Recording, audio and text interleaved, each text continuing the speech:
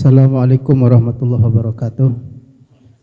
Bapak narasumber serta seluruh peserta yang saya hormati.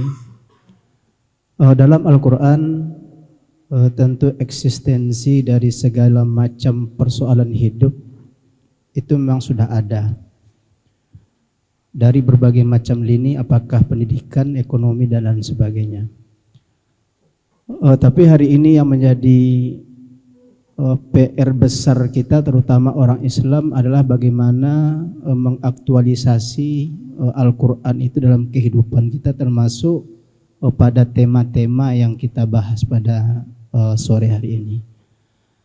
Maka mungkin itu yang ingin kami tanyakan kepada Bapak Profesor, bagaimana tentang kontekstualisasi pemahaman Al-Quran ini, sehingga kemudian kita tidak terjebak hanya kepada cerita-cerita yang indah dalam Al-Quran, tetapi kemudian tidak bisa kita aktualisasi ke dalam kehidupan kita. Mungkin itu Pak Prof. Terima kasih. Assalamualaikum warahmatullahi wabarakatuh. Bagaimana nak mengaktualisasikan, nak mempraktikalkan Al-Quran itu dalam kehidupan. Saya tidak nafikan sekarang ini ada juga sebahagian daripada kita yang berteori.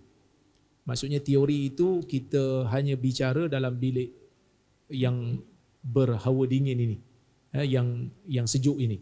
Tetapi kita tidak di luar, tidak mengamalkannya di luar. Dan menyedihkan,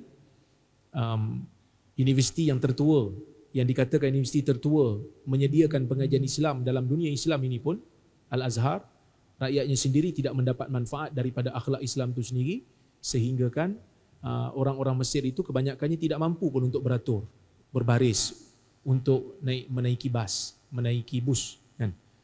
Tak pandai lagi pun. Sedangkan universiti tertua ada di situ. Dulu ada cerita, tapi saya tak tahu cerita itu betul ke tidak. Tapi sekadar cerita untuk kita ambil manfaat. Dikatakan pemimpin pemerintah Perancis datang ke Mesir. Lalu dia pun berjalan-jalan di Bandar Kahirah dan dia lihat ada orang Mesir yang kencing di tepi jalan. Nampak dinding dia kencing, nampak dinding dia kencing, sehingga dia tegur kepada Husni Mubarak. Apa ni? Tak ada tamadun kencing di tepi jalan, kan? Kencing di dinding. Ini kotor, ini perbuatan yang tak sepatutnya berlaku. Pergi cari tandas lah. Husni Mubarak pun tunduk, malulah dengan rakyat dia. Kemudian apabila pemerintah Perancis ini pulang ke Paris, Husni Mubarak pula membuat kunjungan balas ke Paris. Sehingga dia terlihat bila berjalan di kota Paris, dia juga terlihat bila berjalan tengok betul ada juga orang kencing di dinding juga. Jadi Husni Mubarak pun kata, awak kata pada rakyat saya yang rakyat saya kencing di dinding, sekarang rakyat awak pun sama. Tetapi setelah disemak, rupanya itu adalah rakyat Mesir yang duduk di Perancis. Tak cukup dinding di Mesir dia kencing, sampai dinding di Perancis pun dia kencing juga. Itulah menyedihkan budaya umat Islam. Okey. Kembali kepada isu. Apa isu umat Islam?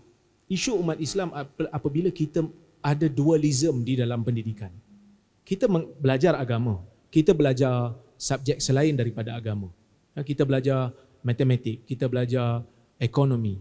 Tetapi tidak ada integrasi di antara ilmu-ilmu ini. Kita belajar ilmu agama tetapi terasing daripada praktikal. Kita berada di dua lorong yang berbeza yang tidak akan bertemu sampai bila-bila. Oleh kerana itulah integrasi kepada ilmu ini perlu ada. Kalau saya tengok, di antara negara yang ada akhlak tetapi tidak ada agamanya adalah Jepun. Jepun adalah satu negara yang mengamalkan akhlak Islam walaupun Islam tidak ada di sana, walaupun Islam tidak begitu dominan di sana. Jadi kalau tanya pada saya, kita kena kembali kepada basic. Di sekolah dasar, sebelum daripada sekolah dasar, di sini panggil apa kalau kindergarten? Taman kanak-kanak. Kalau di Malaysia dipanggil tadika. Taman didikan kanak-kanak. Tadika.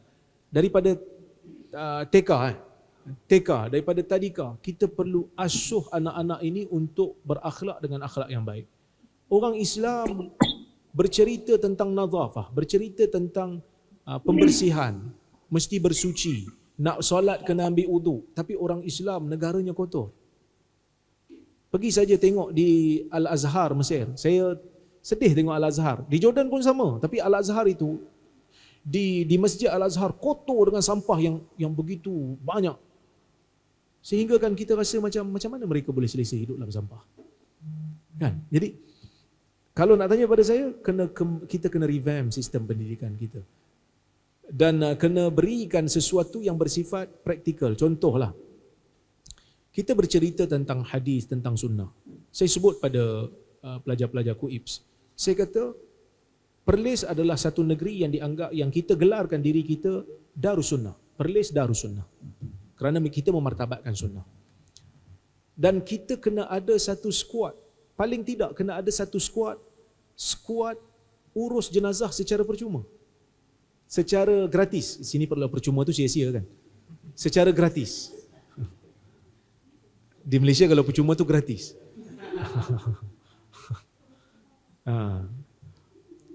Secara gratis. Supaya orang melihat keindahan sunnah itu diamalkan. Kerana kalau di negara kami di Malaysia, bila nak urus jenazah, pengurusan jenazah itu kadang-kadang bayarannya mahal. Jadi kita buat satu kumpulan yang berikan khidmat secara gratis supaya mereka dapat merasai ukhuwah Islamiah. Jadi kita sendiri, dosen di universiti, perlu mewujudkan aspek praktikal apabila kita menyampaikan sesebuah teori. Kita yang berada di universiti ini perlu ada. Perlu wujudkan. Contohlah kita mengajar 14 minggu.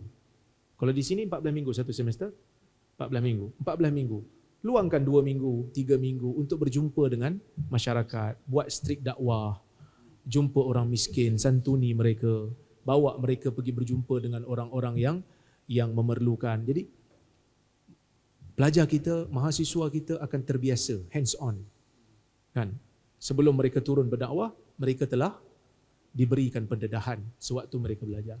Jadi kalau tanya pada saya tidak menafikan memang sebahagian besar daripada ilmu-ilmu Islam ini masih lagi bersifat teori yang kita perlu praktikalkan. Tetapi kesemua ini memerlukan kepada political will, yang mana pemerintah perlu memberikan kerjasama.